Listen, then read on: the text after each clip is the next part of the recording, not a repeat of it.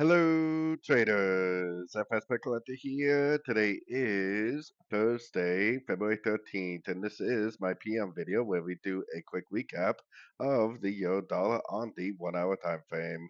If you haven't done so already, definitely check out my free Discord trading community. The link is at the end of this video in the corner and in the description. If you would like to check out my membership program, you get access to all the benefits listed below and more by signing up at my website, fxpipcollector.com. So, anyways, is everybody enjoying all the Trump volatility? Trump has been on the news calendar every day this week. He does like to talk, that's for sure. We just recently had a pretty impulsive move to the downside out of nowhere. Now, we definitely do not have a Fibonacci bounce, so for me, this move down to very likely is just another liquidity grab.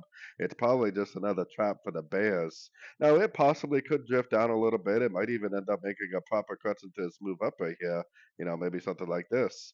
But I think that there's a very good chance that we still should be bullish. We did break structure to the daily time frame.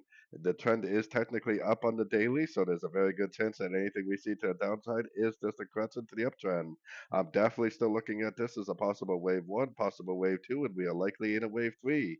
Doesn't mean there can't be pullbacks. It just means that overall, on the daily time frame, it should continue to make higher highs and higher lows.